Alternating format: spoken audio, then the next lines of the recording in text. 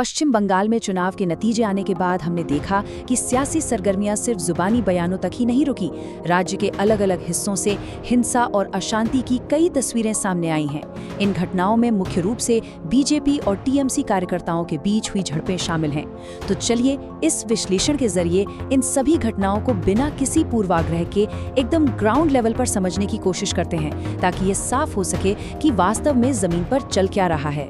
तो इस चर्चा में हम क्या क्या कवर करने वाले हैं? सबसे पहले बंगाल में अशांति का एक आम जायजा, फिर कलकत्ता और आसनसोल में हुई तोड़फोड़, बीरभूम की झड़पें, 24 परगना के हमले और अंत में राजनीतिक आरोप प्रत्यारोप। पहला पड़ाव, बंगाल में अशांति का एक ओवरव्यू। अगर इन घटनाओं को अलग अलग हिस्सों में बांटकर देखें तो एक बहुत ही साफ तस्वीर उभर कर आती है। कोलकाता और आसनसोल में टीएमसी कार्यालयों में तोड़फोड़ हुई, बीरभूम में नारेबाजी ने झड़पों का रूप ले लिया और 24 परगना के कैनिंग में कार्यकर्ताओं पर सीधे हमले हुए। इस तरह अलग अलग जगहों पर इस अशांति का रूप भी बिल्कुल अलग था। दूसरा मुद्दा, कोलकाता और आसनसोल में हुई तोड़फोड़। इन बड़े और प्रमुख शहरी केंद्रों से आने वाली रिपोर्ट्स एक खास पैटर्न की तरफ इशारा करती हैं। चुनाव के नतीजे आते ही विशेष रूप से टीएमसी पार्टी के दफ्तरों और संपत्तियों को निशाना बनाया गया और वहां जमकर तोड़फोड़ हुई। और जाहिर है, जब इतने बड़े शहरों में ऐसी गतिविधियां होती हैं तो आम जनजीवन पर इसका काफी गहरा असर पड़ता है। तीसरा हिस्सा, बीरभूम में भड़की झड़पें। अब बीरभूम की बात करें तो यहाँ हालात बड़े शहरों से काफी अलग थे।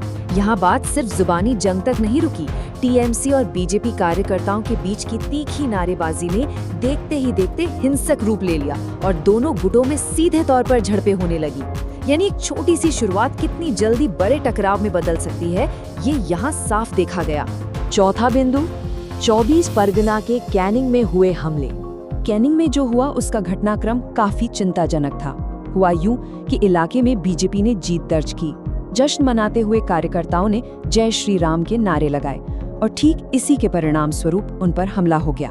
एक चुनावी जश्न चंद ही पलों में गंभीर शारीरिक हमले में तब्दील हो गया।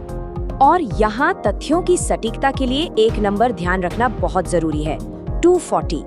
ये गोलोकपाड़ा इलाके के बूथ नंबर 240 को दर्शाता है। ये घटनाएं किसी अस्पष्ट या अनजान जगह पर नहीं, बल्कि एक बेहद पहचाने गए और आधिकारिक रूप से दर्ज किए गए स्थान पर घटी हैं। इसी बूथ नंबर 240 पर जब जीत की नारेबाजी चल रही थी, तब मौजूद कुछ लोगों द्वारा हमला किया गया। इस हमले में 3 बीजेपी कार्यकर्ताओं को बुरी तरह पीटा गया। मीडिया रिपोर्ट्स इस बात की बिल्कुल पुष्टि करती हैं कि ये शारीरिक हमला सीधे तौर पर उसी नारेबाजी के दौरान हुआ। पांचवा और आखिरी हिस्सा, राजनीतिक आरोप प्रत्यारोप का दौर। जाहिर है, इन स्थानीय हिंसक घटनाओं के बाद राजनीति तो होनी ही थी।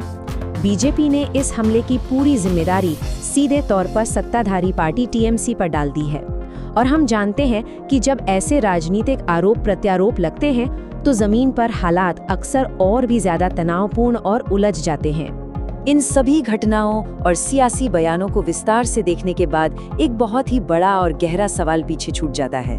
चुनाव के बाद होने वाली ये हिंसा लोकतांत्रिक चुनावों की अखंडता को किस तरह प्रभावित करती है? क्या ये उस शांतिपूर्ण सत्ता हस्तांतरण पर सवाल नहीं उठाती जो किसी भी मजबूत लोकतंत्र की पहचान है? ये एक ऐसी बात है जिस पर विचार जरूर किया जाना चाहिए। इस विश्लेषण में साथ जुड़ने के लिए शुक्रिया।